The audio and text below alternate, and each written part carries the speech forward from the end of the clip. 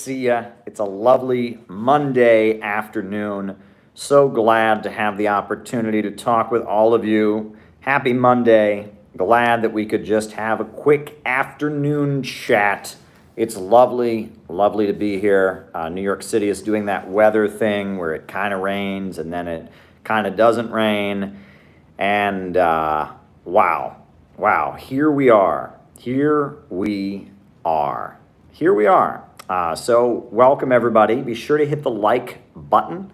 Be sure to hit the subscribe button. Be sure to hit the notifications bell. That would always be great to hit the notifications bell so you get notified the next time I want to do one of these surprise streams.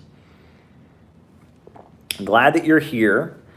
I just thought we would just have a nice quick afternoon chat. Couple things I wanted to touch on.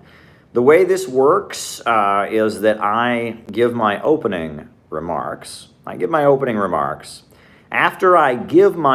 remarks, at that point, we do the roll call, where I call you out as I see you, names and locations. We find out who it is on the other side of the camera, who it is on the other side of these streams. It's quite an international audience we've got here too. People from all over the world, Western Europe, Asia, Africa, Then after that, I answer your super chat questions for the remainder of the program, and then we're done. That's generally how the show here works. It's a three-part show. So I'm really glad that all of you are here tuning in. This is not the time we usually do our streams. We usually do them in the evening or late at night or whatever. But today's a nice afternoon. So I thought that we would just do it this way today. So if you want to post this on your Reddit, post this on your Facebook, post this on your Instagram, that would be cool because then people will be watching. That would be great. It would spread the word. More people will be aware that we are streaming and tune in. That would be awesome. Spend a day with past revolutionary. Very good super chat. I'm writing down the first super chat question. That'll be answered at the second half of the show, and that's how we work. So there you go. So I wanted to start out. I had a couple things that came to mind. I wanted to start out on a positive note because a lot of times left-wing material, left-wing agitation, left-wing discussion is too negative. We focus on the negative and we don't celebrate the positive. And I think that this largely, explains a lot of the problems in our movement. There's this obsession with deconstruction, but not an obsession with construction. There is an obsession with tearing things down, but not an obsession with building them up. There's an obsession with bemoaning the horrors of the present, but not celebrating the achievements of the present, the victories that have been won. And right now, I must say that today in Nicaragua, they are celebrating a great achievement, which is the Sandinista revolution. Folks, 1979, the people of Nicaragua overthrew the dictator Somoza. Somoza was the military dictator backed by the United States. He had squandered all the money. There had been a horrendous earthquake in Nicaragua. All kinds of money was raised for Nicaragua. And he squandered the money. And the people that were hungry and starving and had their homes destroyed by the earthquake didn't get the money. The U.S. government had backed him up, just this brutal authoritarian leader. And the people of Nicaragua, they rose up against him. The organization that led them was called the Sandinista National Liberation Front, the FSLN. It was named after Sandino, who was the national hero of Nicaragua, someone who had fought against imperialism and colonialism. And they called themselves Sandinistas in honor of this individual, the Sandino tradition. They fought a war and they were victorious. And the Sandinista revolution in Nicaragua was victorious and overturned the pro-U.S. regime. Mexico, normalizing, writing it down with DPRK. And what was the response of the United States to that action? What did the United States do in response to that? Well, the U.S. government began arming terrorists and extremists to try and overthrow the government of Nicaragua. These Contras, they were called, were armed by the United States, given weapons, and they went to Nicaragua and they bombed schools and they bombed healthcare clinics. They murdered literacy volunteers from Cuba. And there was a whole bloody civil war in which tens of thousands of people were killed, which the U.S. government reduced Nicaragua to civil war in the hopes of preventing socialism from emerging in Central America. It was an ugly, ugly civil war, and the Contras, the terrorists that were backed by the United States, one thing that the Contras did is that they were involved in the drug trade. They were heavily involved in shipping cocaine into the United States. And journalist Gary Webb exposed how the CIA was basically enabling these Contra terrorists who were working to overthrow the Sandinistas, was enabling them to terrorize, the people of Nicaragua and to ship cocaine into the United States. Furthermore, the Contras murdered priests and nuns. And they targeted Roman Catholics. The Contras were trained at the School of the Americas in Georgia. They were evangelical fundamentalists, and they murdered Roman Catholic priests and nuns that were sympathetic to the Nicaraguan Sandinistas and the socialist government. In addition to that, the CIA, in its effort to promote the Contras, used ID poll and identity politics. Russell Means, who was a Native American activist from the 1970s, who had been, a key supporter of the Black Panthers and had fought for indigenous rights, he got bought off. And they used Russell Means to carry out propaganda against the Sandinistas and claim the Sandinistas were racist against the indigenous people. And so in the Mosquito Coast, we had, the CIA arming various religious extreme sects of the of the indigenous folks in Nicaragua, arming them. And we had Russell Means, a Native American activist in the United States, making propaganda, claiming the Sandinistas were racist, claiming that if you were a white person and you supported the Sandinistas, that meant you were racist. And we saw the very beginnings of the red-brown witch hunt and this idea that you're racist if you don't support the CIA's latest destabilization campaign against an anti-imperialist country. We saw that with Nicaragua. We saw the harbors of Nicaragua bombed. We saw the U.S. Congress eventually outlawed the arming of the Contras because of their horrendous atrocities. So the Reagan administration funded them anyway, and they sold missiles to Iran in order to fund them. It was the famous Iran-Contra scandal. All of this was rained down on the people of Nicaragua. Bombings, assassinations, terrorism, economic sanctions, drug dealing narco gangs, ID poll, allegations of racism, all kinds of things were done to just terrorize the people of Nicaragua into abandoning socialism. But while the war was going on, they still had great achievements in literacy. They still redistributed land to the population. They had very, very big victories for the people of Nicaragua. In 1993, they had an election, and they lost the election, and the Contras stepped down. All this time, they had been telling everybody that the Contras were brutal dictators and Marxist authoritarians, but you know what? They lost the election, and they stepped down. So that proved that everything Reagan had been saying about them being brutal dictators and such was a bunch of malarkey, right? Generally, dictators don't step down when you vote them out of office. So the whole claim that the Contras had been murderous authoritarians or whatever, they lost the elections, they stepped down. But in 2006, they got reelected. And Daniel Ortega was reelected as president of Nicaragua.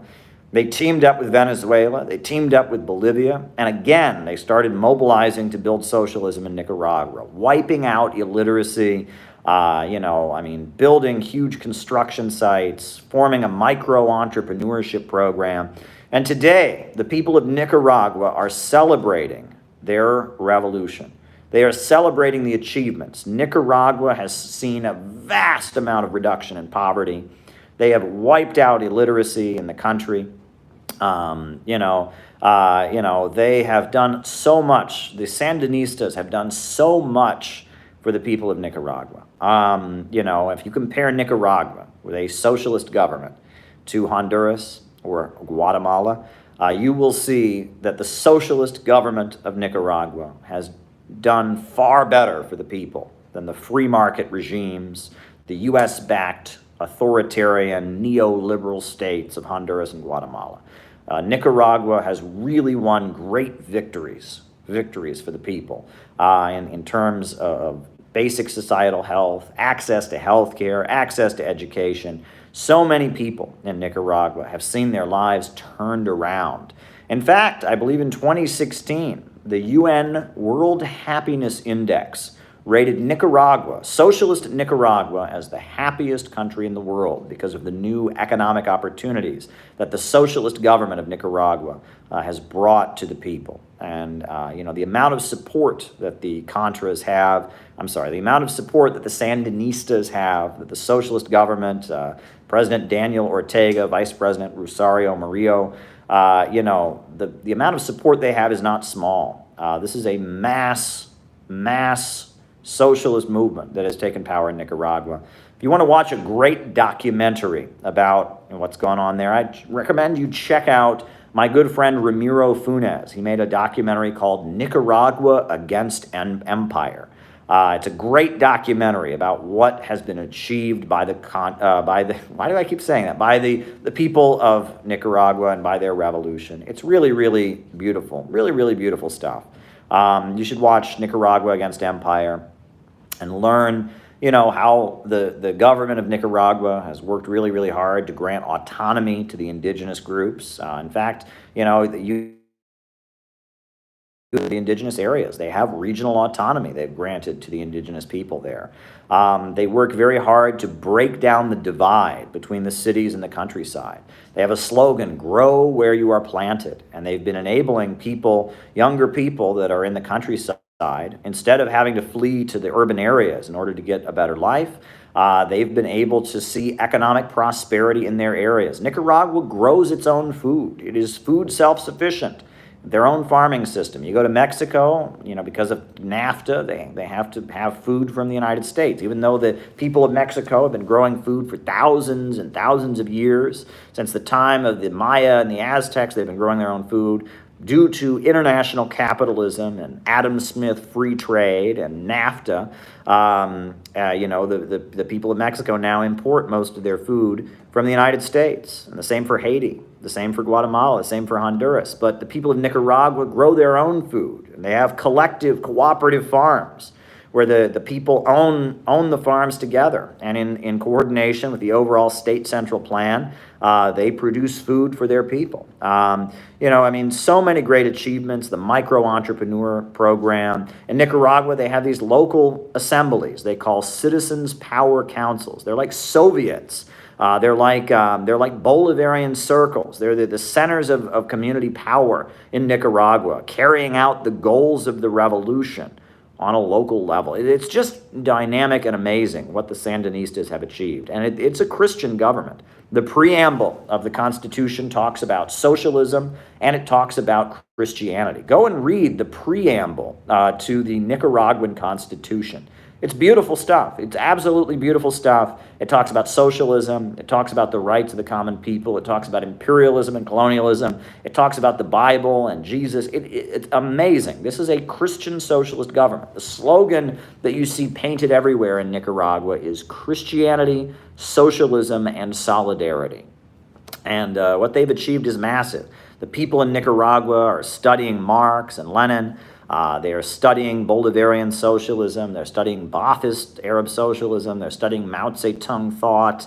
I mean, it is a revolutionary government. It's a revolutionary government that is fighting imperialism, and it's really amazing that today they are celebrating their victory. I have a few friends that are there celebrating the victory of that revolution with the people of Nicaragua, and I'm celebrating it here.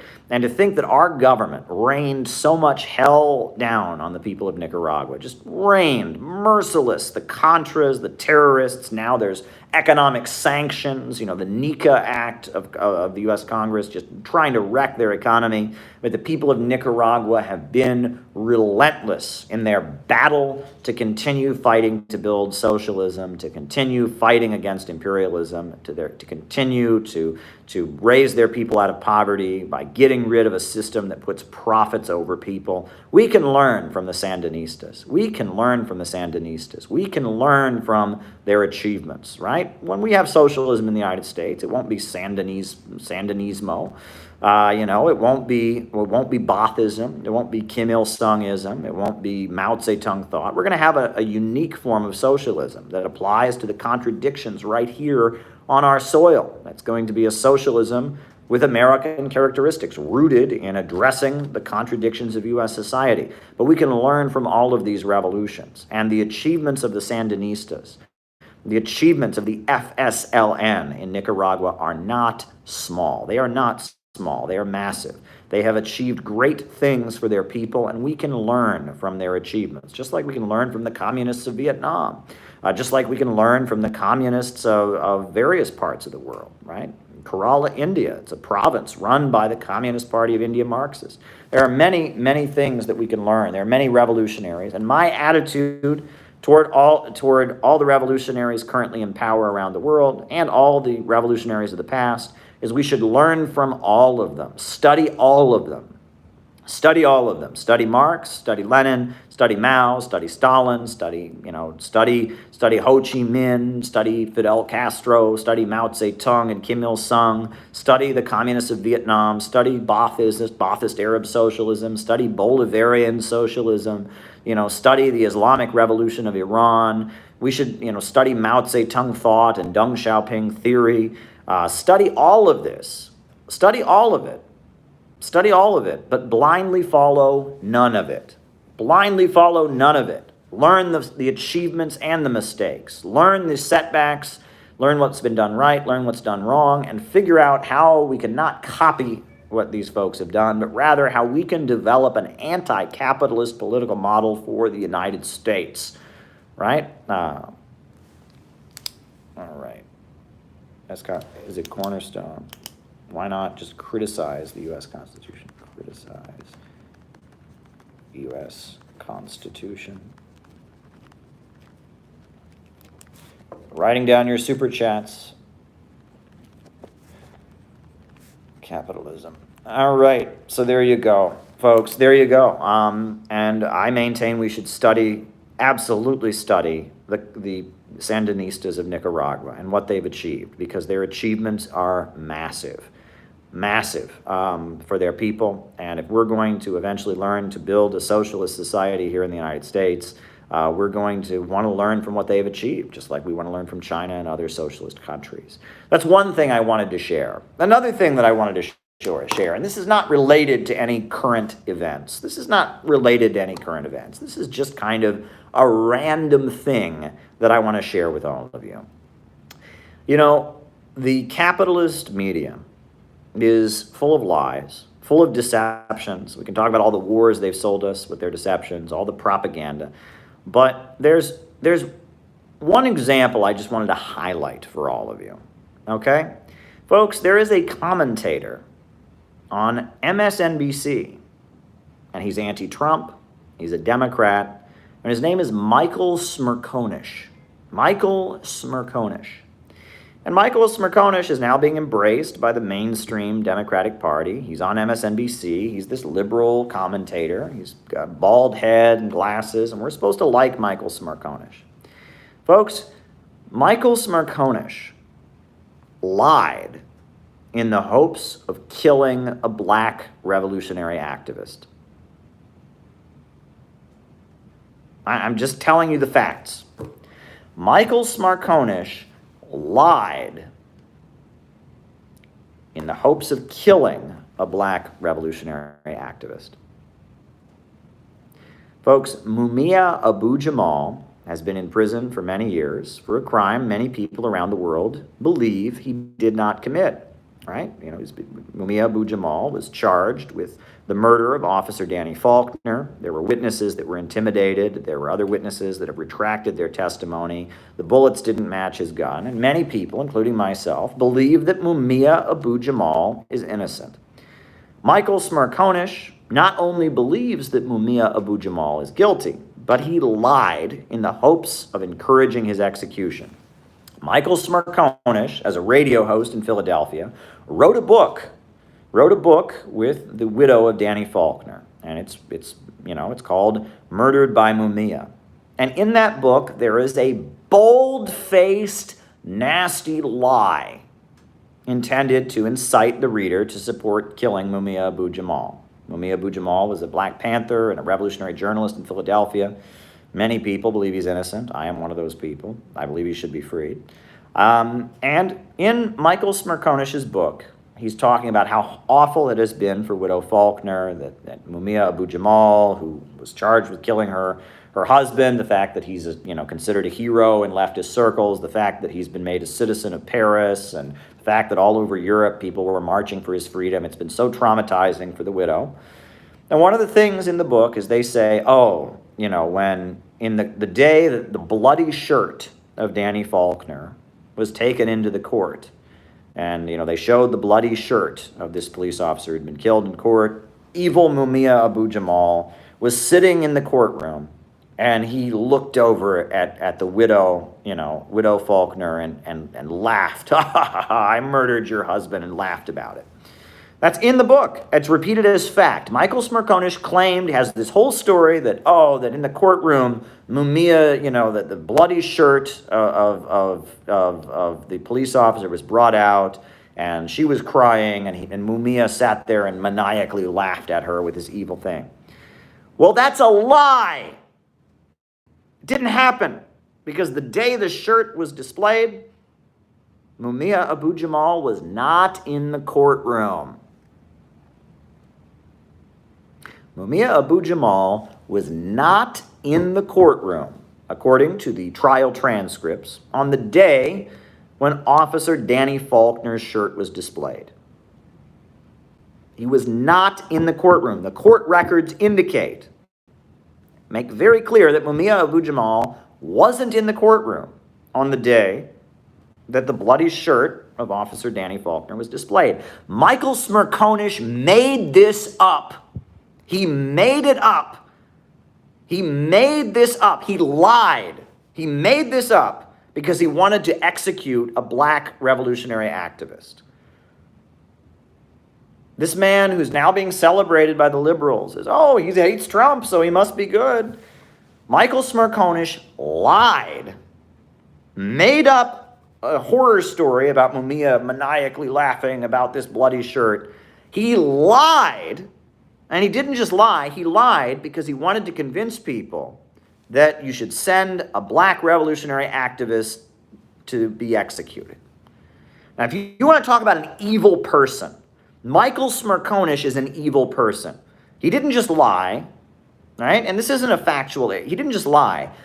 He lied, he made up a horror story to convince you that Mumia Abu-Jamal, a black revolutionary activist who's widely admired all over the world, who is widely understood to be innocent by many people, he made up a story to make him sound like a monster in order to justify his execution.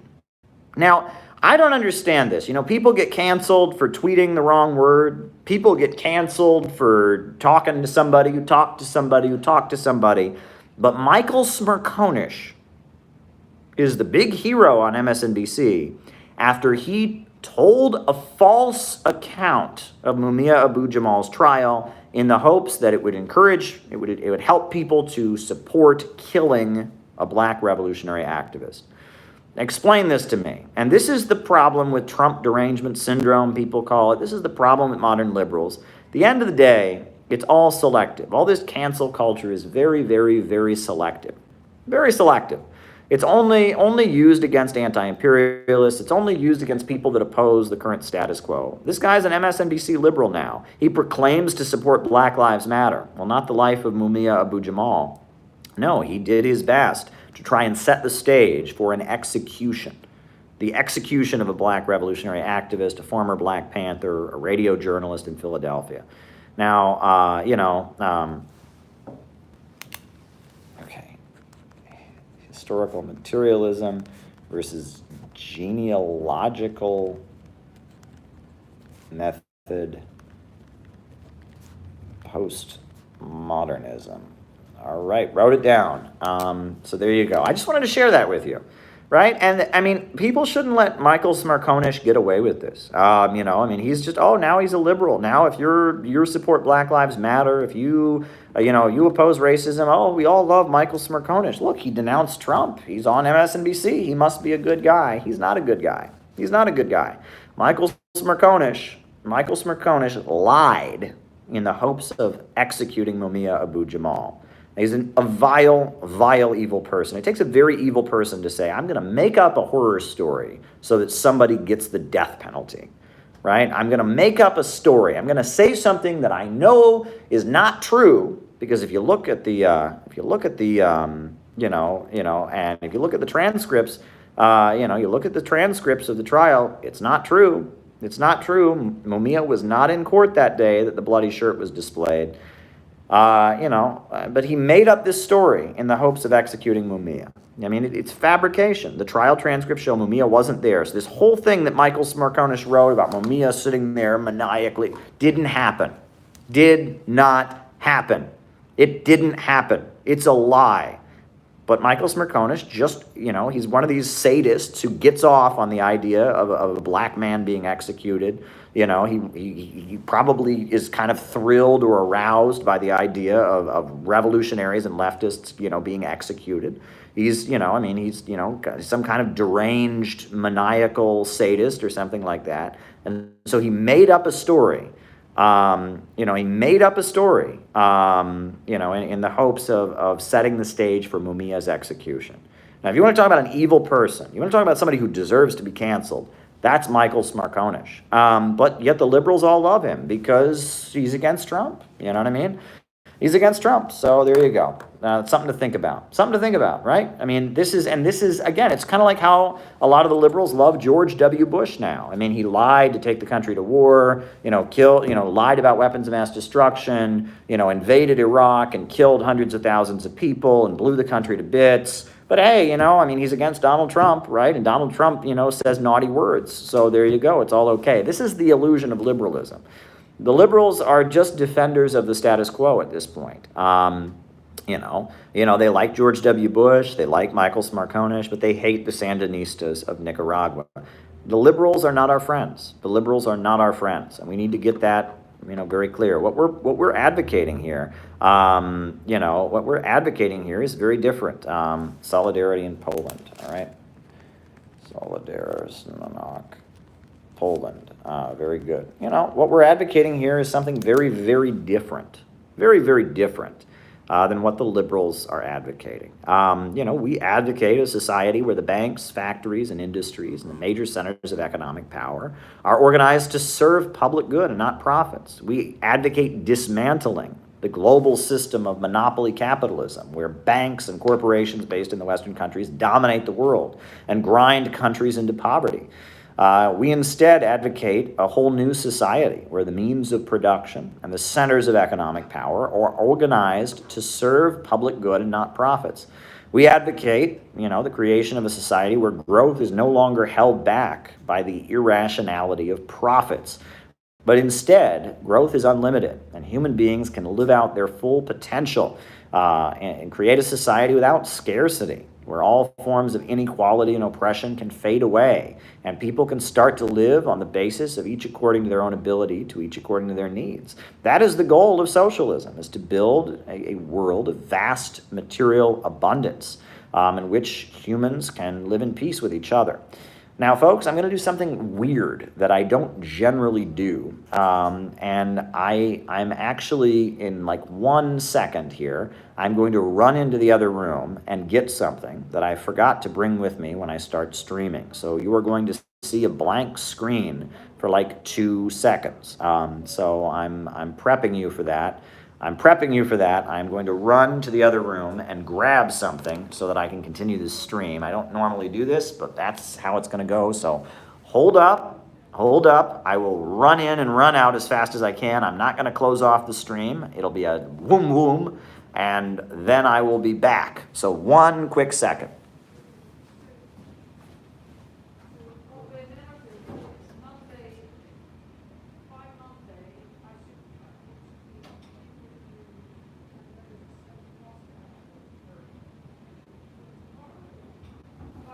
Alrighty. See that? Here I am. Wasn't that amazing? I just ran right out and ran back in. Thank you all for waiting. Told you it'd be boom, boom. I just had to grab something. And what did I grab? I grabbed BreadTube Serves Imperialism, my new book. Get your copy today. Isn't it weird? We got like a purple theme going on. There's a purple painting. I'm wearing a purple tie. I've got a purple book. Wow, look at that. But anyhow, you saw my tan pants? I got canceled for my tan pants? Oh, there you go. You saw my pants. You don't normally see my pants. There are some people who wonder if I wear pants during these lives. You now know that I do in fact wear pants during these lives, because you now have seen that I do sometimes wear a black jacket with tan pants. So there you go. But there you go. Anyhow, the reason that I ran into the other room, I'm sorry, the reason that I ran into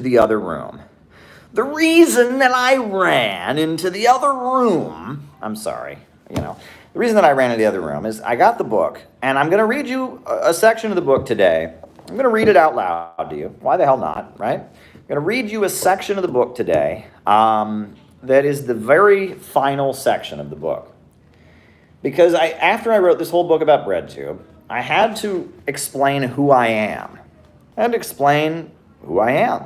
So I wrote, it's appendix number 2, note on the political development of the author.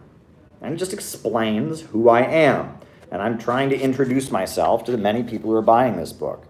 And it's not really about BreadTube. I don't mention BreadTube anywhere in this appendix, but it's important for the people who read it to know who I am. So I have note on the political development of the author. It's just explaining who I am and why, how I came to be the dude who wrote this book on BreadTube. So I'm just going to read to you this autobiographical essay, this short autobiographical essay, note on the political development of the author, and that'll be the remainder of my opening remarks, and then I'll start answering your super chat questions, and then we're done, and that'll be our afternoon chat. So on that note, folks, here we go. Note on the political development of the author. It is necessary to put this book in proper context by providing some insight into the background of the author and my experiences with Marxism and the leftist milieu. I first became interested in Marxism as a teenager growing up in rural Ohio. In a deeply conservative small town, my opposition to the U.S. invasion of Iraq and my non-conforming personality forced me to begin investigating political topics. My mother was a librarian who was organized into the Service Employees International Union and went on strike with other public employees to demand better workplace conditions.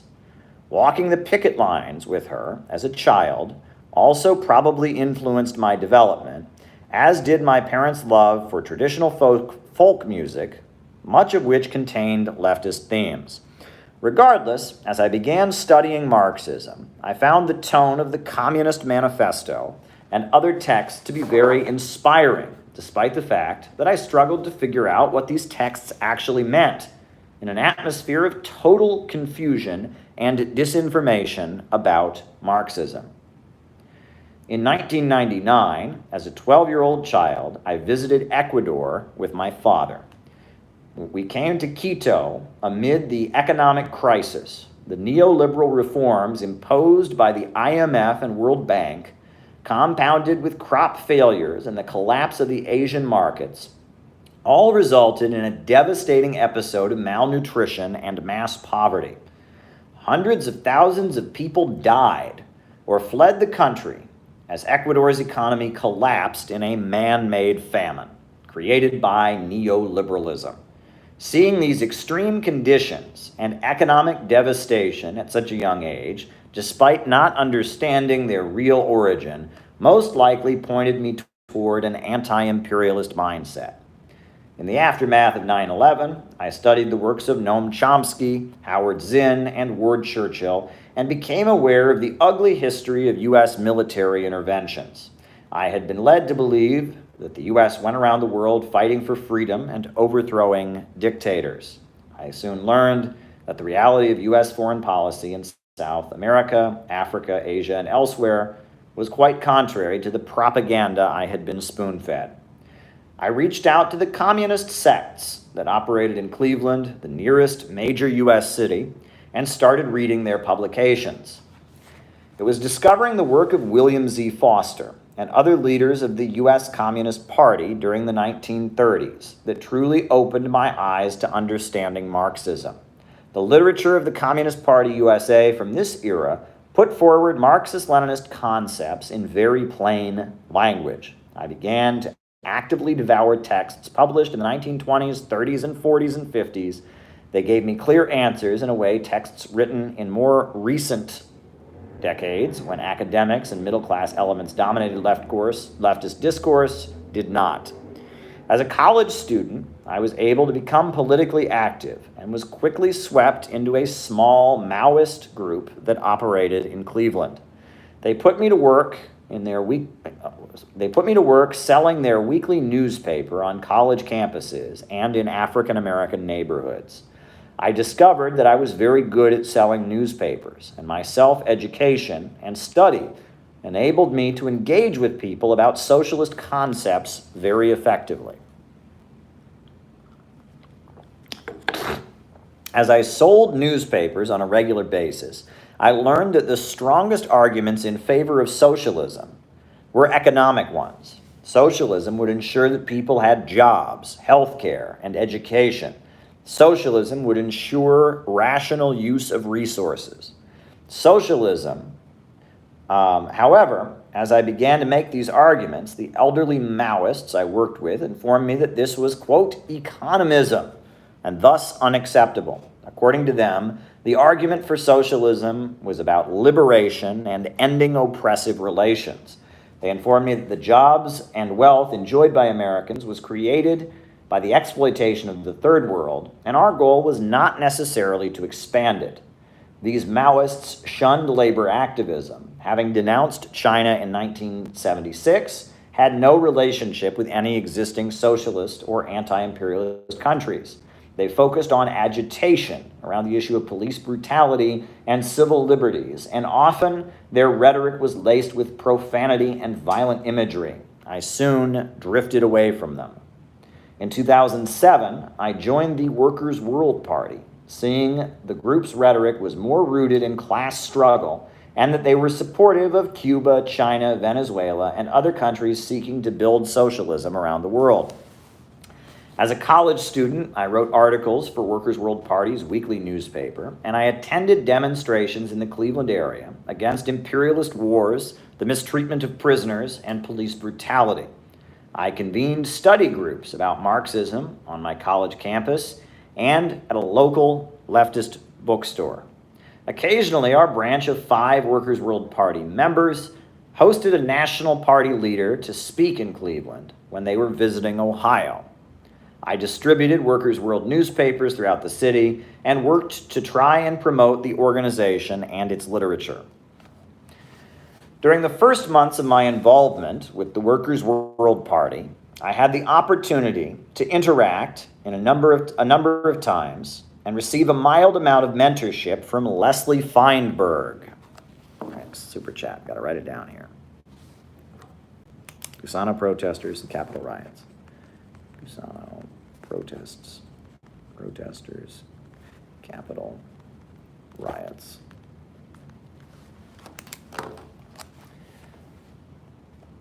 Leslie was a working-class communist from Buffalo and a Workers' World Party member who is often noted as the first openly transgender activist in U.S. history. Leslie's works, such as Stone Butch Blues and Transgender Warriors, are treasured by trans theorists and academics. She became ill with Lyme disease shortly afterward. Leslie made a point of instructing me about the many unwritten rules of Workers' World Party's internal procedures, as well as engaging with me about the political line of a number of articles I had submitted to the Workers' World newspaper. I received a large amount of direct mentorship from an elderly woman in Cleveland who had been a founding member of the Workers' World Party in 1959. Born in 1928, Frances Dostal had been a member of the Socialist Workers' Party prior to the split that established the Workers' World Party. Both of her parents had been members of the Communist Party in Brooklyn, New York, and she had spent her childhood in the 1930s attending young pioneer summer camps and Marxist after-school programs.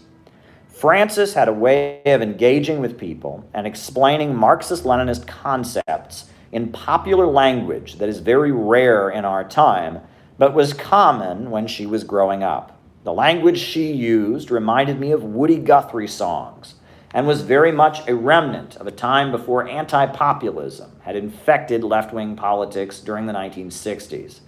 This was the language of William Z. Foster, Gus Hall, Eugene Debs, Elizabeth Gurley Flynn, Ben Davis, Harry Haywood, and other activists from another era who built a serious revolutionary organization aimed at reaching the broad masses and building a socialist America. In 2008, the U.S. economy crashed, and I became thoroughly convinced that Marxism should not merely be a hobby or a personal indulgence. I studied Marx's Capital and other texts and became convinced that the financial crisis was rooted in overproduction. During this period, Workers' World Party began to encourage its members to study the achievements of the Communist Party during the 1930s, the unemployment councils, the hunger marches. My already existing interest in this history peaked, and I began to devour books on the history of the Communist Party, history of Trotskyism, Marxist economics, the history of the Black Liberation Movement, and all else. I could not understand why my enthusiasm was not matched by the older party members. They urged me to just find a job and set up a normal life and treat Marxism as a kind of side hobby. However, I could see very well that the moment was full of great potential and that I needed to throw my entire life into organizing the mass socialist movement that was needed. I became well known as a communist activist in Cleveland after video recording an instance of police brutality outside of Collinwood High School. I was profiled in Cleveland Scene magazine as the communist next door. In Cleveland, I directly observed the activism of an organization called Black on Black Crime Incorporated, directed by Art McCoy. The organization had a black nationalist orientation, but it functioned as an organizing center of the African American community on the east side of Cleveland. Each Wednesday, its meeting had 50 to 70 people attending to discuss issues like traffic light cameras, housing affordability, police brutality, hospital closings. The organization often negotiated gang truces to stop violence between rival criminal organizations. As I studied the communist movement around the world, I realize now that Black on Black Crime Incorporated was the closest thing to what functioning communist parties and anti-imperialist mass movements are in other countries. The basis of effective Marxist and revolutionary organizations, be they Bolivarian, Ba'athist, or Marxist-Leninist, is their base among the population and their ability to serve as centers of the community. During the 1930s, the Communist Party USA certainly played this role, and the Black Panther Party did during the 1960s and 70s. Currently, no communist grouping in the United States functions in this manner as the embodiment of community power on a local level. And this is the very essence of the weakness of American leftism. Living in Cleveland was simply unsustainable for me after finishing college amid the financial crisis. Working in many gas stations, holding many short-term low-wage jobs, selling my blood plasma, and struggling to get by, I finally did like many of my peers, and I migrated to the East Coast. I ultimately relocated to New York City in December of 2010 and continued my activism at the Workers' World Party's national office. The amount of dysfunction I observed was massive. Hundreds of copies of the weekly newspaper were thrown into the garbage each week. Phone calls from prospective members asking to join were never answered. While the party's rank and file contained many lifelong, dedicated Marxist activists, the party's so-called leaders seemed completely uninterested in ideology and theory. The unelected clique at WWP's head focused on staging rallies around whatever the latest trendy liberal cause was, and were often deeply unaware of the Workers' World Party's own history and positions on issues like gun control. Watching these ignorant activists incoherently present Marxist concepts that I had worked hard to understand and preside over the decay of an already nearly dead organization was infuriating for me. It was simply not permitted to disagree with these leaders or to try to correct the party from its course of deterioration. Accusations of being uncomradely and working to undermine faith in our leaders, often laced in allegations of racism, sexism, or homophobia, were used to silence all who challenged the rule of a small clique of very non-ideological individuals. The rank and file of the party contained many dedicated ideological baby boomers who had learned to submit and obey over the course of decades of declining influence. The clique who sat at the top were activists who had been bequeathed the organization after the death of Sam Marcy, the party's charismatic founder. They could not be voted out or removed. The Workers' World Party remains, like many of the Marxist-Leninist parties of the Cold War era, as a piece of wreckage. It is stuck in the past with a worldview and strategy that does not fit contemporary world events, with an outdated worldview that its leaders did not really understand or care about updating. The Workers' World Party tailed after whatever the liberal activists and labor bureaucracy was doing. They hoped that they could maneuver into securing the permit, setting up the stage, and thus being the vanguard of the movement. As planning for the Occupy Wall Street protests began in 2011, I was able to take time off from my job at an insurance firm and rush to evening meetings and demonstrations. As the protests escalated, it became clear that the Workers' World Party needed to maintain some kind of presence in the daily street clashes and demonstrations.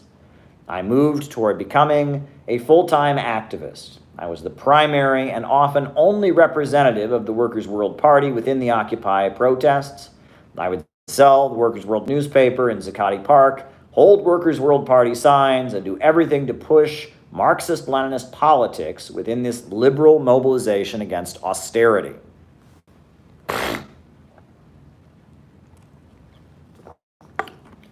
The US-led NATO bombing of Libya filled me with outrage. Prior to 2011, Libya had been the most prosperous country on the African continent. The CIA World Factbook listed Libya as having the highest life expectancy. The Libyan government had come to power in a socialist revolution in 1969 and used oil revenue to build up an independent economy. The government, led by Muammar Gaddafi, had built infrastructure, including the world's largest irrigation system, the Great Man-Made River. The population had access to health care, education, guaranteed employment, and a version of universal basic income in the form of an oil stipend. The revolutionary Libyan government drew its support from people's committees that operated in neighborhoods. Not only had Libya raised its own people out of poverty, but it had provided support to the Black Panthers and other progressive forces around the world, such as the Irish and the Palestinians. The ideology of the Libyan government was put forward in Gaddafi's Green Book, which I studied and found full of interesting insights about the nature of socialism, democracy, and class relations in the Islamic world and Africa. Amid the Arab Spring of 2011, U.S. intelligence agencies began manipulating dissident elements and smuggling weapons into Libya. In the name of human rights, an insurgency was fomented. The rebels lost on the battlefield many times. So the USA led a NATO bombing campaign that destroyed the country's infrastructure. The result of the US-NATO intervention in Libya, done supposedly for humanitarian reasons out of concern for the Libyan people, has been the total demolition of a once prosperous country. Once people from Africa were piling into Libya, trying to get jobs in the prosperous, oil-rich socialist state. Now, Libyans and other Africans continue drowning in the Mediterranean Sea, trying to get to Europe, fleeing from the devastation imposed by Western capitalism. Libya currently does not have a stable central government. Electricity in the country has not even been fully restored, almost a decade after the socialist government was overthrown. Oil exports have decreased, and terrorist groups like ISIS and Al-Qaeda have set up shop. By no objective measure can the US-led toppling of the Libyan government be described as improving people's lives. Libya has been reduced to poverty and instability with a socialist government toppled. As Libya was being bombed, there seemed to be very little interest in opposing the bombing among the Occupy Wall Street milieu. In fact, many of the loudest voices within the Occupy protests even identified their activism with CIA-sponsored revolution against Gaddafi that paved the way for the bombing and destruction of the country.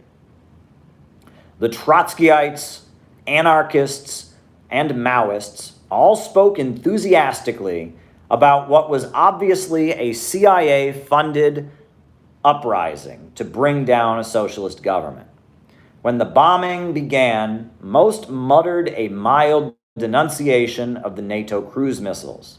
However, they refused to march or protest against the bombing of Libya. Congresswoman Cynthia McKinney, former U.S. Attorney General Ramsey Clark, and the Nation of Islam all spoke up against the bombing.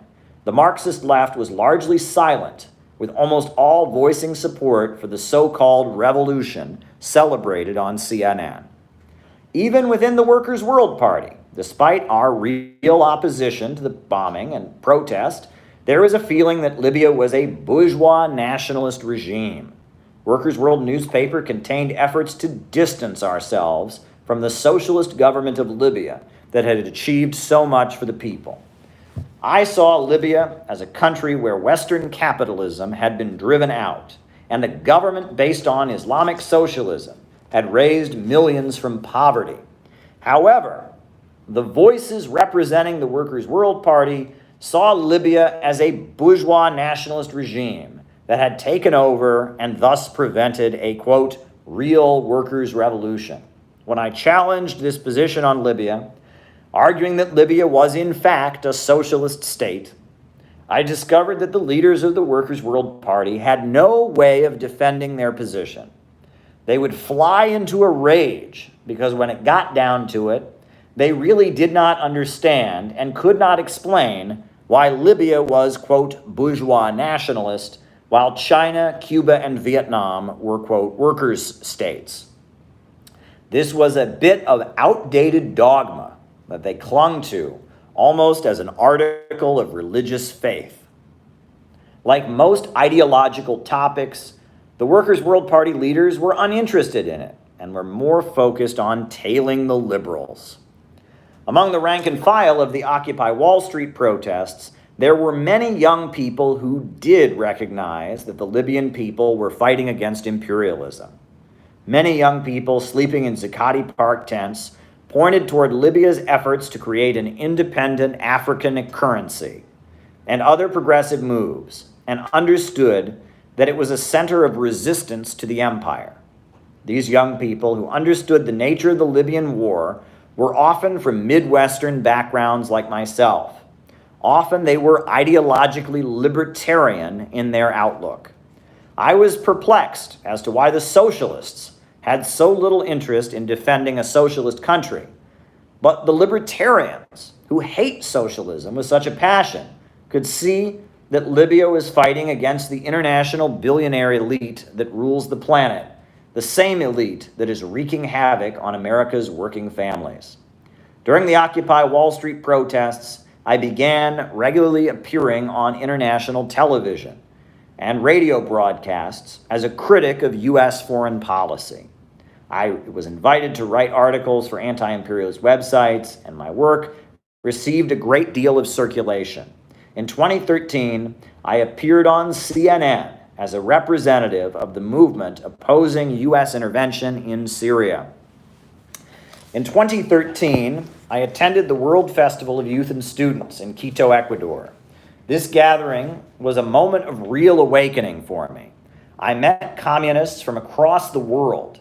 I was shocked to see that these youthful cadre from Vietnam, China, Cuba, Angola, Chile, India, Russia, and other countries were not lumpen street activists, but professional politicians in suits and ties.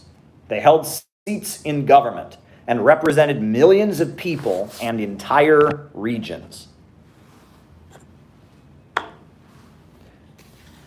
While being professional leaders and organizers, not middle-class agitators, the communists that I met had not sold out or abandoned their revolutionary principles. They understood the Marxist-Leninist ideology with far more depth than the various leaders who dominate leftist politics in the United States. They could defend their positions and explain world events with a very thorough understanding of economics.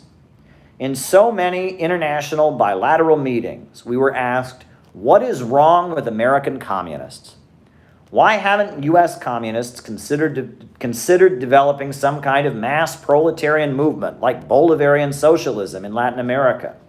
Why did U.S. communists operate in isolation from the masses among a small milieu of bohemian middle-class dissidents?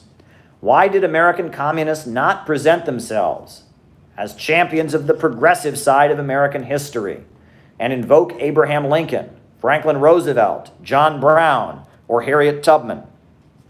In essence, I was being asked, why do American communists act so strangely? Why do American communists not act like successful communists in other countries around the world? Has it not occurred to you that the lack of a strong socialist movement in the United States is due to this divergence from genuine Marxist-Leninist principles? Why the anti-populism? During this time, I also visited the Islamic Republic of Iran, Venezuela, and other anti-imperialist countries, and these questions constantly rang in my head. I was seeing with my own eyes what countries that had broken out of the domination of Western capitalism looked like. Then I would return to the United States and look at the political left and see something completely different. My career as a TV reporter and journalist expanded, and my relationship with the Workers' World Party came to an end. I tried fruitlessly to leave on good terms. The leaders of the party launched an internet smear campaign against me and worked very hard to damage my career and reputation. Ironically, many of the same smears they used against me, Nazbol, crypto-fascist, class reductionist, have been picked up by their enemies and used against them in recent years. My career continued to expand, and I continued to travel around the world and speak at anti-imperialist conferences. In 2016, as the 2016 election took place, my criticism of the U.S. left became stronger than ever. In 2016, Donald Trump was campaigning and speaking across the country about how working families had been left behind. He expressed how expensive wars were being waged on behalf of an elite, while the needs of the people were being ignored. Of course, Trump's rhetoric against Muslims and immigrants repulsed me. But I could easily understand why millions of working-class Americans were attracted to Trump's message. Trump was speaking like a populist, and amid his right-wing demagogy, he was appealing to the gut-level anti-capitalist and anti-imperialist sentiments that were widespread among American workers. However, from the American communists and the voices purporting to represent the left, I heard nothing but scorn for the confused workers who had backed Trump. There was no attempt to engage with them about socialism or who was really responsible for their suffering. Like Hillary Clinton, the American communists viewed the working class, who they claimed to be working to liberate, as a basket of deplorables. As my activism within the Workers' World Party was concluding, I noticed leftist circles continued to become more frightening and uncomfortable. Call-out culture, where it is considered someone's obligation to accuse someone else of being racist, sexist, or transphobic, has made almost every meeting degenerate into an uncomfortable accusatory argument. I was several times informed that the term working class was a white supremacist code word. I was told that it's unacceptable to promote Marxism because it is Eurocentric and class reductionist, and that I should instead be promoting the works of bell hooks, Judith Butler, and other oppression theorists whose work was paid for with grants from Rockefeller foundations. The shrillness of these accusations, obviously stemming from an attempt to purge left-wing circles of any threat to capitalism and imperialism, has only intensified. I have been informed that not supporting the U.S. military intervention in Libya and later Syria is proof that I am a fascist. Despite being a Marxist who has for years worked against police brutality, I feared for my own safety as false reports claiming I was a white nationalist continued to circulate. I was told that I was unwelcome in several leftist spaces, and I have received a few credible threats of violence. Despite many attempts to silence and discredit me, my social media reach continued to expand. Many people were clearly hungry for what I had to say. I continue to be approached by many young activists, most of them from similar backgrounds to mine, who share my critique of the problematic direction that leftist politics is moving. In 2016, I was invited to attend the National Congress of the Trade Union Center of Brazil to give a presentation on oil price manipulation. As President Dilma Rousseff was being impeached, I spoke to a crowd of thousands of labor activists in Brazil, exposing the reality of the oil price drop engineered by the Obama administration and Saudi Arabia. I made a case for opposing privatization of Brazil's natural resources, as rightists and advocates of neoliberalism have long aimed to do. Seeing that white supremacist politics was expanding, I began to debate and refute fascist ideas. I formally debated Augustus Sol Invictus in 2017, just before his involvement in the Charlottesville events. I ripped his racist demagogy wrapped in libertarian goth edgelordism to shreds. Many deeply appreciated me for doing this, and saw that I was playing a valuable role by countering far-right bigotry with Marxist-Leninist politics.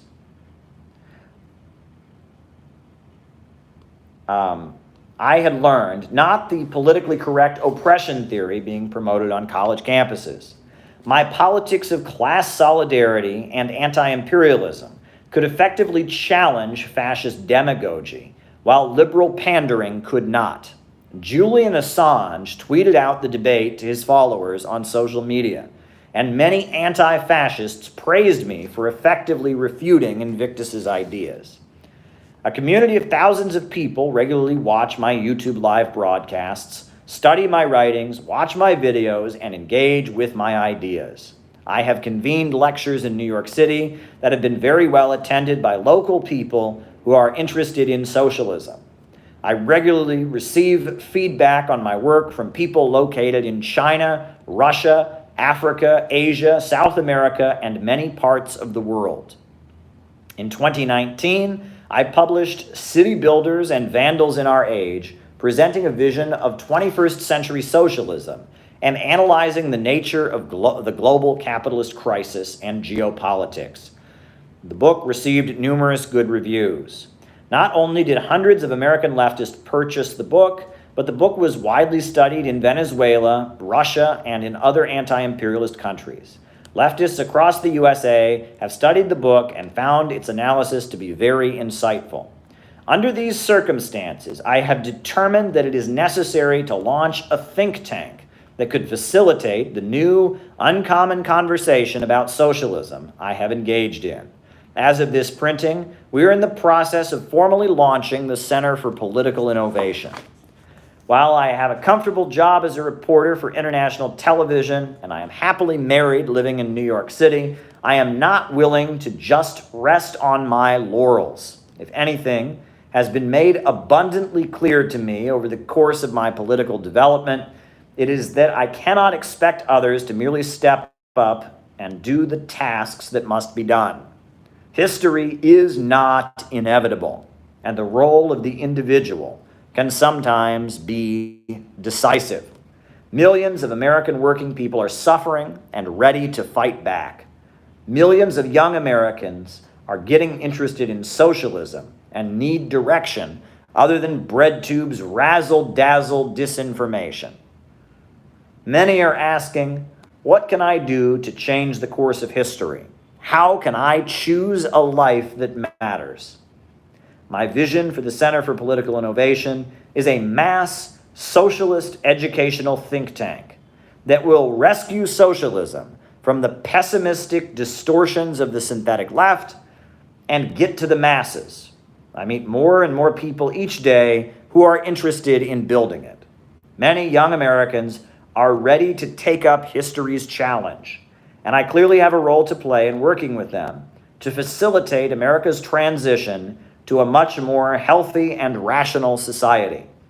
As Nelson Peary put it, the future is up to us. And that is the note on the political development of the author, the appendix to BreadTube Serves Imperialism. Check it out. And on that note, folks, names and locations. I'll call you out as I see you. Names and locations, then I'll answer your super chat questions, and then we're done. Names and locations, names and locations. Who is with us today? Names and locations. Who's with us? Names and locations. Names and locations. Chris from San Francisco. Elias from Finland. Joey from Belize. Birmingham, UK. Ruben Lawrence. Christian from New Jersey, North New Jersey, Wisconsin, Elias, Ben from Hungary, JT24 from Mississippi, Cincinnati, Jenny Lynn, Temple City, Leipzig, East Germany, Cleveland Pirate Alex, Zach from Seattle, Dylan Small from California, Kieran from San Diego, EJ from Oakland, Brothers House in College Park, Maryland, Ireland, Los Angeles, Milos from Poland, Tucker Marks, Queensland, Australia, Crimea, part of Russia, voted to join with Russia. Very good. Jeff in Los Angeles, KCMO, Kansas City, Missouri. Lori Ald in Youngstown, Ohio. Arturo in Anchorage. Peter from Poland, California. Mark from California. Houston. Carmen from Reading, Pennsylvania. Frank from Charlotte, North Carolina. Chafol from Molara, I don't know where that is. Nate from Chicago. Yoga from Bali, Indonesia. West Virginia. John Witten, Houston. Steve from Southwest Michigan. Mo in Toronto. Alex from San Jose. Seattle, Michigan. Micah, Las Vegas. Glasgow. Queens, New York. Mark from California. Houston, baby. Australia. Nashville. Mark from California. Detroit, Michigan. Hawaii. Lori Ald, right, gives a fist. Meredith and Quinn from Eatonville, Washington. South London, Portugal. Mr. Red, Virginia. Sandino. Gabby from Chicago. Welcome, Gabby. Last day in retail hell, says Red Illuminati. Congratulations. Jem from Toronto. Cochise County, Arizona. Daniel in Seattle. Denver, Colorado. Very, very good. Very, very good to have you all here. Anybody else, names and locations? If not, we'll jump right into the super chats. Anybody else? Sweden.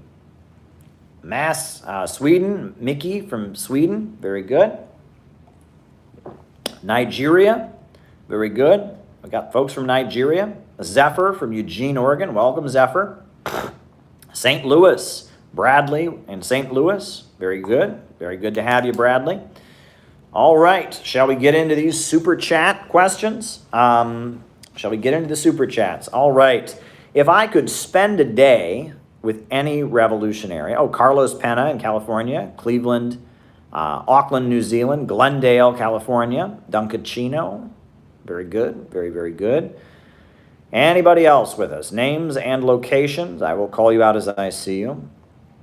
And keep the super chats rolling in. The more super chats, the longer we keep going, because I answer your questions until we're done answering your questions. Pakistan, very good. Napa, Deborah Wilson in Napa, very good. Split Seconds in Texas, very, very good. All right, Parasocialite, good friend of the program out in Maryland. Shout out to you, Parasocialite. Anybody else? Ron from St. George. Ron from St. George.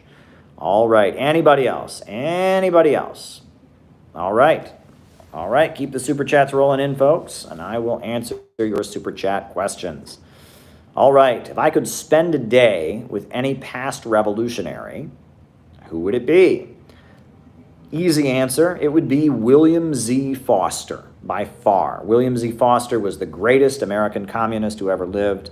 Labor organizer, agitator, Marxist, great speaker, great writer, great labor unionist. I would spend a day with William Z. Foster, the leader of the Communist Party during the 1930s, 40s, and 50s, leader of the Great Steel Strike of 1919, author of Toward Soviet America, author of The Twilight of World Capitalism. That's who I would spend my day with. Now, someone says that Mexico is normalizing relations with the Democratic People's Republic of Korea. Well, that is very good news, and it points to the fact that the AMLO government, the government of Morena, is the political coalition, and Andres Manuel Lopez Obrador, that has got an anti-imperialist streak. I mean, they support Maduro. They generally take anti-imperialist stands. So I'm really glad to hear that about Mexico. I mean, someone just super chatted it, so I don't know if it's true. We got to confirm it. But if that is the case, if that super chatter was not lying, that is really, really, really good news, and I do appreciate that. I'm glad to see that AMLO is taking a stand. The elections were stolen from AMLO a couple times. He finally won after Trump won, but it seemed like they rigged the elections against him. There was a lot of times he was protesting, claiming to be the legit winner of the elections. I remember in 2006 in Oaxaca, there was an uprising, a strike, a general strike in Oaxaca, Mexico. It started out with the teachers went on strike. And the reason the teachers went on strike in Oaxaca, the reason they went on strike was because the students in their classroom were too hungry to learn. And so that's why they went on strike. Teachers went on strike, and pretty soon the whole city was shut down by a general strike. And that's what gave birth to AMLO and his political movement to rescue Mexico. So very exciting. Mexico's not a socialist country, but the leadership is hopefully going to realize they have to move in that direction. It's much more anti-imperialist than it's ever been in a long time. This is not Vicente Fox's Mexico, I'll tell you that much. All right. Next super chat question. And keep them rolling in, folks. More super chats, the longer I stay on here. Should we criticize the U.S. Constitution because it's a cornerstone of capitalism? Yes. Look, the Constitution was written largely because of Shays' rebellion, right? That during the American Revolution, a lot of working class people fought in the American Revolution because they believed they would be given land. They believed that they would be given land, and they didn't get land. The land was not given to them. And so you had an uprising of low-income working people who rose up, and the 13 colonies were too weak to put down the uprising all by themselves. And so as a result of that, the reason the Constitution was written, the Articles of Confederation that had previously existed were not strong enough to put down this rebellion. That there was, there was very much a desire, to kind of control the population and do so more effectively. The U.S. Constitution is very much worth criticizing. The Republicans, they did this whole grandstanding show with the Tea Party of reading the Constitution, but they censored the Constitution. The Constitution says black people constitute 3/5 of a human being, right? The U.S. Constitution is not exactly the most progressive document. It's been amended a number of times. Another thing is that the Constitution does have a provision for writing a whole new Constitution, for calling a constitutional convention. It has a self-destruct button. You can terminate it by calling a new constitutional convention. And I would be in favor of that. I would think that a new socialist America would need a new constitution. And the cult of the U.S. Constitution is silly. People who think the U.S. Constitution is this amazing, perfect document, they're delusional, right? The U.S. Constitution is very problematic in many ways. The Electoral College is not a rational way of running elections. It's not very democratic. There's a lot of problems with the U.S. Constitution. I'm not a constitutionalist. I don't advocate violence, and I don't advocate violent overthrow of the U.S. government, and I advocate people working legally, to move towards socialism in a democratic way. But, if people wanted to engage in a new process of writing a new constitution, I would be in support of that. I'm not, there you go. All right. Okay, next question. Historical materialism versus the genealogical method in postmodernism. Well, Chaya, I don't know what the genealogical method refers to. I know what postmodernism is, and postmodernism argues about narratives, right? The different cultures, different groups have different narratives. That's an obsession in postmodernism, is narratives. And it argues that your narrative is rooted in earlier narratives, which is rooted in earlier narratives. So perhaps that's what genealogical means. But historical materialism sees history as rooted in the economic base of society and the inherent drive of humans to reach a higher mode of production. That under feudalism, the state and the family and politics, followed the feudal model. That under capitalism, the family, the state, the structures of society, follow the economic base, and that's historical materialism. Whereas postmodernism tries to argue that it's about competing narratives and genealogical. That's interesting. So I don't know enough about this genealogical method, but postmodernism argues that there is no grand analysis. Marxism says that you can understand a society by understanding the economic base, and you can understand human history as a struggle of humans to reach a higher mode of production. And postmodernism says, no, there is no grand way of understanding human history. There's competing narratives from different cultures, but there is no grand narrative or understanding of human history. So there you go. All right. Solidarność in Poland. Well, that was a Roman Catholic labor union among dock workers in Poland during the 1980s that was anti-communist, and they were opposing the socialist government. It was supported by the USA and American intelligence. It was also supported by the Pope. Some leaders of the Solidarity Union in Poland said anti-Semitic things. They had a history of saying anti-Semitic stuff and hating on Jewish folks. People don't talk about that, but and it was an anti-communist Polish Union, and after the fall of the Soviet Union, after the fall of Poland, after Poland returned to capitalism, a lot of the dock workers lost their jobs. A lot of the, many of those dock workers who'd been striking against socialism and striking as part of their Roman Catholic CIA union, originally, a lot of them ended up losing their jobs completely after socialism was overthrown. So that's what Solidarność got them. But did they have legitimate grievances? Of course, right? And that they're, often these kind of color revolutions play off the legitimate grievances that people have. That's something to keep in mind, right? That just because this is backed by the CIA doesn't mean that there aren't legit grievances. But of course, the imperialists are always working to manipulate those grievances. So there you go. Next question. Gusano protesters and the Capitol riots. Well, the Miami Cubans bust in all kinds of people from Miami to be part of their Stop the Steal mobilization. You can read, there's a number of articles about how the Miami community, Latinos of Miami, embraced Trump's Stop the Steal. And in fact, the leader of the Proud Boys, the leader of the right-wing fascist group, the Proud Boys, is Enrique Taro, who is a Miami Cuban. So when Vosh and the bread tubers are supporting these protests, against the Cuban government, and they're supporting the anti-Cuba demonstrations happening right now, they are in effect supporting the people who stormed the Capitol.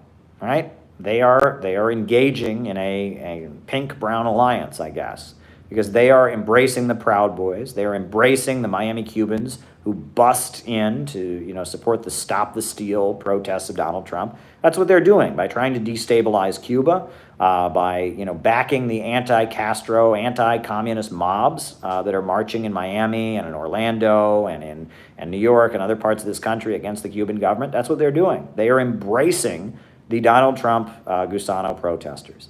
Those are all the super chats I have, folks. No one else has sent in a super chat. So I guess now is the last call for super chat questions. If not, I will end this stream because that's all the super chat questions I've received so far.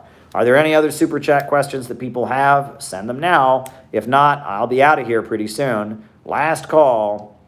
Last call. While we're here, I might want to mention this book is still the #1 new release in the category of anarchism. All right. Sanctions on Russia. That's a good one. Sanctions on Russia differ from sanctions on China. That's a good super chat. I'm writing that down. Any other super chats before I go on China? Oh, thank you. Thank you, Mr. Fire, for your super chat. No question, but just a super chat. That's great. That's great. Any other questions before I go? I've got one more super chat here, and this is the last call for super chats. If you want to get your super chat answered, now would be the time. Time is of the essence. Now would be the time to do it. I got one about sanctions on Russia, differ from sanctions on China. Wandering Left says, thank you, Caleb. Well, thank you, Wandering Left. I appreciate the super chat. Anything else people want me to talk about? Now is the time to ask room for 9/11 truth in the communist movement. Oh, that's a good question. 9/11 truth in the communist movement. That's a very good question. I got a lot to say about that. Okay, it looks like we will be on here a little while longer. Anything else? Anything else for me to write down before I tackle these two questions? And then we're done. But more super chats are always welcome. Keep them coming, folks. All right, so the first new super chat question is how do sanctions on Russia differ from sanctions on China? Whoa, we got two of them here, right? You know anything about popular historian Heather Cox Richardson? My mom reads her every day and suspects. I do not know about Heather Cox Richardson. I'm not familiar with her work, Frank. I'll just tell you, I do not know about her. But I will say that the head of Russian studies and Russian history at Yale is Timothy Snyder. And Timothy Snyder is a hack. And he's been proven, he's been ripped to shreds. He's been proven to be, dishonest. So, if you're talking about Russian history in the United States and you're dishonest, big surprise. What might a constitution for a hypothetical socialist America look like? Socialist constitution. All right, writing that one down. Okay. What else do people want me to talk about? As much as I like Gaddafi, I think his armed support of the IRA was a mistake. What is your view? IRA, Gaddafi, mistake. All right. Okay. CPI membership form completed. Form completed. Oh, settlers. Wow, people are just asking all their questions. So there you go. Settlers. Okay. Alrighty.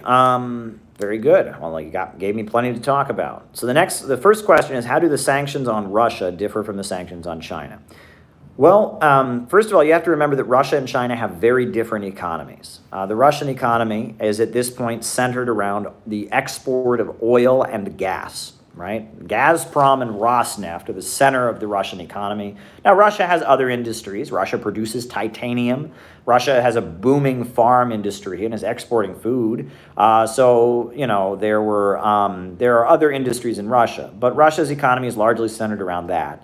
And the U.S. sanctions targeting Russia have been aimed primarily at individuals, right? They've been targeting individuals in Russia who they deem to be problematic. They've targeted the Internet Research Agency.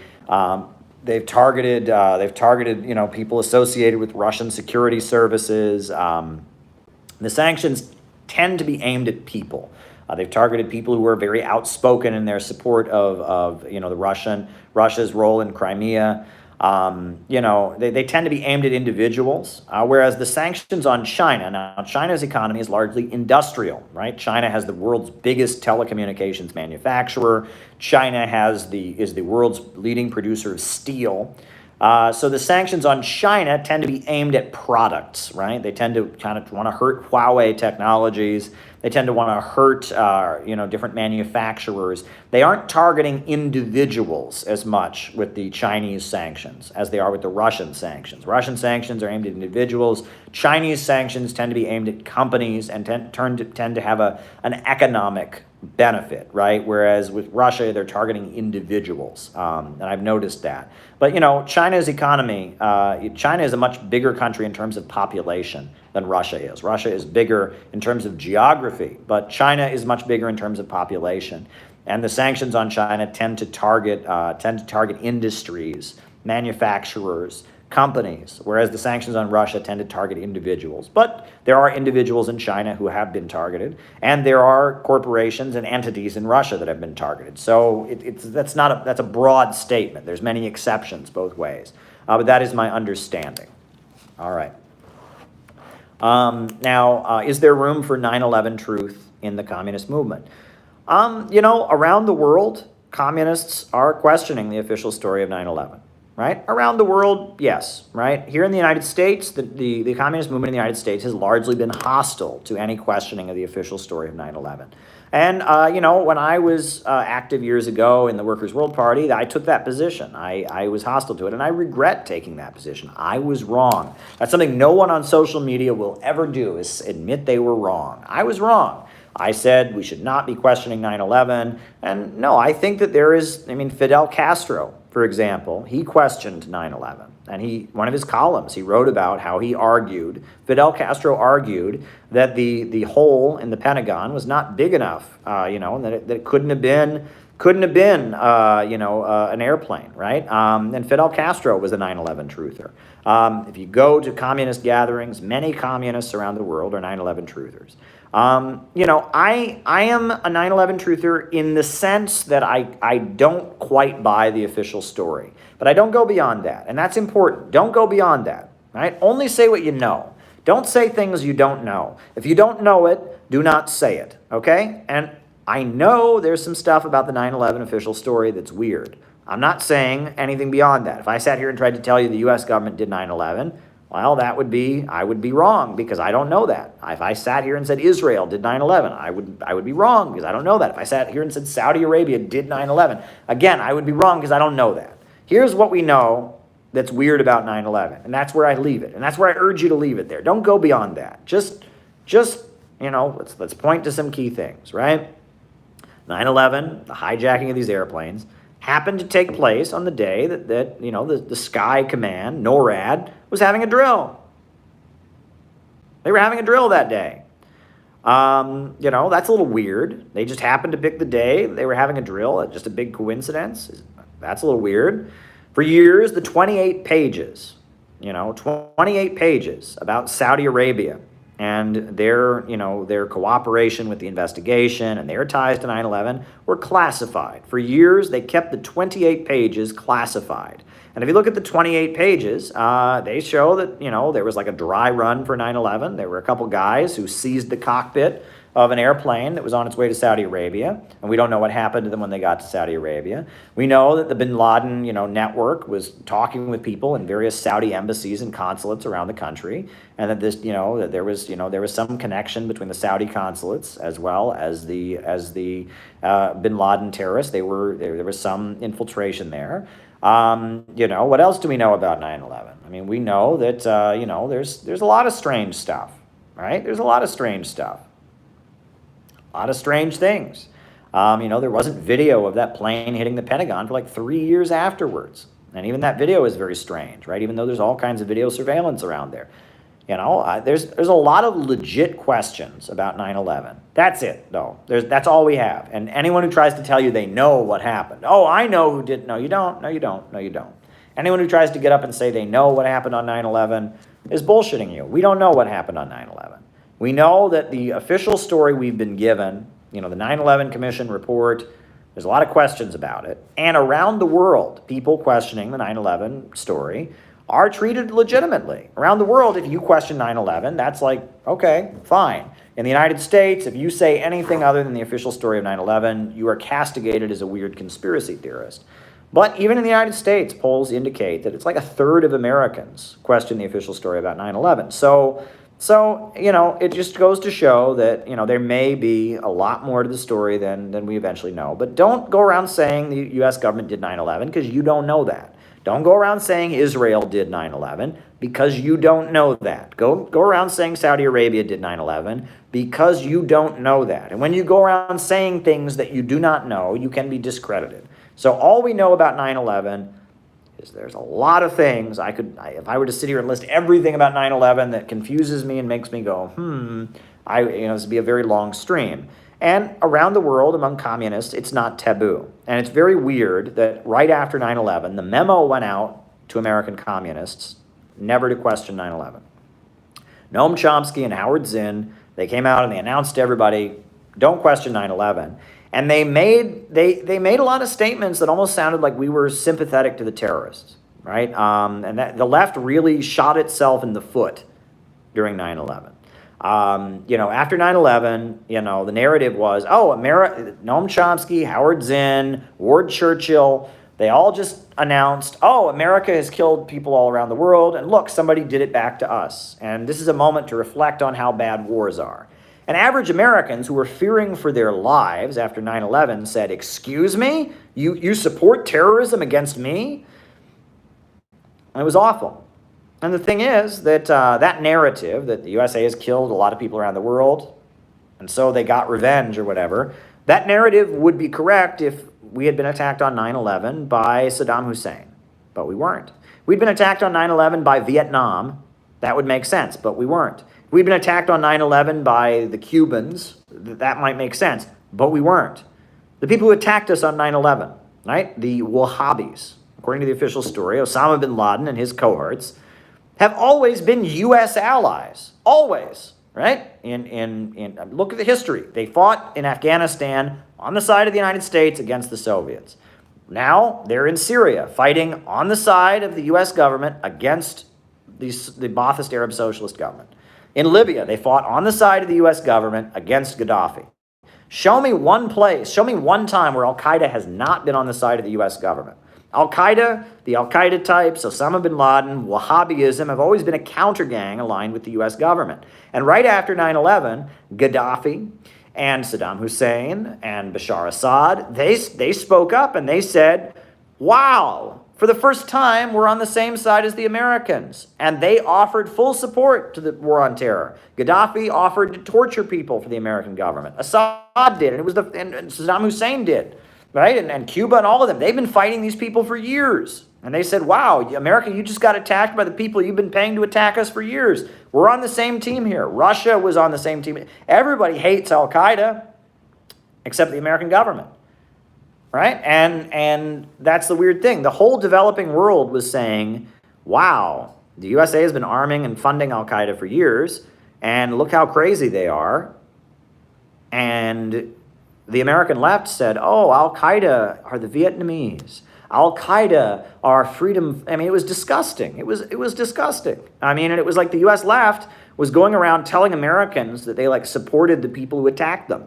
When in reality, all the anti-imperialist countries, Libya, Syria, Iraq, Iran, Cuba, all of them hate Al-Qaeda. Al-Qaeda are not anti-imperialists. ISIS are not anti-imperialists. Right? I mean, and so the left shot itself in the foot in the aftermath of 9/11. Right? The left did its best to paint itself into a corner, right? By talking about Al-Qaeda it was revenge from the people of the third world, by talking to Americans as if we somehow thought they deserved it, right? Which is what Ward Churchill wrote in his essay, Some People Push Back. The American left shot itself in the foot completely. The U.S. left's response to 9/11 was abysmal, and it was horrendous. And on that note, we'll go to the next thing. What might a socialist constitution for the United States look like?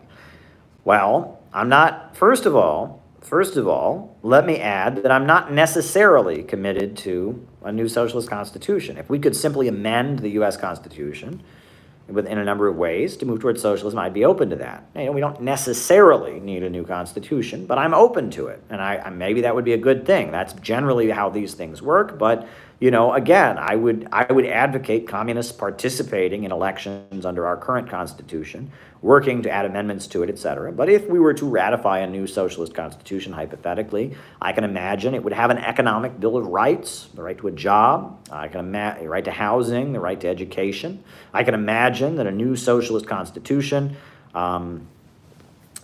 for a scientific study of 9/11, check out Christopher Bolin. I've seen all of that stuff, and I've gone to 9/11 Truth conferences and interviewed folks. Every year for Press TV, we would do a story on it. I've interviewed firefighters of 9/11. I even interviewed one of the janitors, the maintenance workers in 9/11, who says he heard the explosions from below the ground. Yes, I've seen this stuff. I studied it extensively, and I urge people to just be careful, right? Just say what we know. We don't know what actually happened. We know that the official story is shady, and that's where we should stop, and that's my position.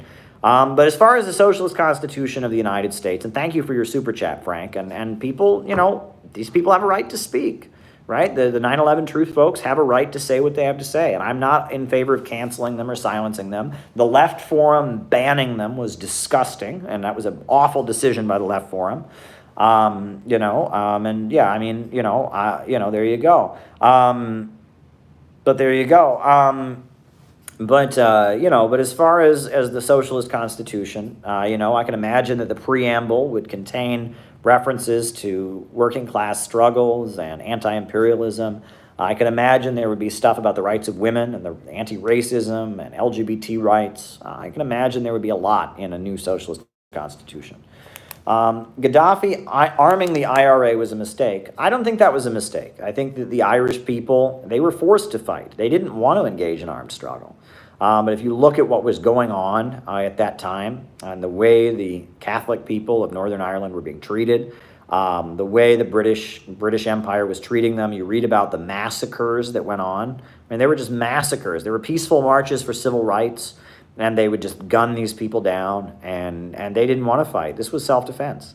It was self-defense. And look, the treaty is now in effect, the Good Friday Agreement. And at this point, I don't support armed struggle in Ireland because there is the Good Friday Agreement. And Sinn Féin it's not as revolutionary as it could be, right? Sinn Féin has a very reformist and social democratic current to it. But at the same time, they are the bulk of the Irish people. Sinn Féin. And Sinn Féin recognizes the Good Friday Agreement. So on that basis, I oppose armed struggle in Ireland at this time, right? Because, the other groups that are doing armed stuff, they don't have a mass base. They're left adventurers, right? They don't have a mass base. They don't. the folks, the 32 county sovereignty movement, real IRA, IRA rejuvenated or something. They don't have any support. These are ultra leftists, ultra left adventurers. They don't have mass base among the population, and so I don't support what they're doing. I think, again, the reason that the Provisional Irish Republican Army took up arms in the 1960s was because they were being massacred. People were being slaughtered. They had no choice. It was an act of self-defense, and now we have the Good Friday Agreement, and that Good Friday Agreement is in effect, and that Good Friday Agreement paves the way to the peaceful reunification of Ireland, right? With a 51% vote, Ireland, Northern Ireland can break away from the United Kingdom and rejoin the 32 county, and can have 32 county sovereignty.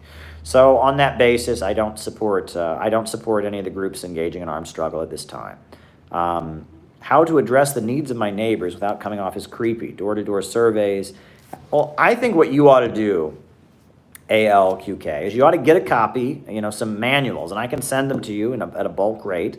You ought to get the CPI educational manual, and you ought to go around your neighborhood and organize the people in your neighborhood for a study group around the CPI educational manual to read We Are City Builders, and do a study group with We Are City Builders. That should be done. That should be done.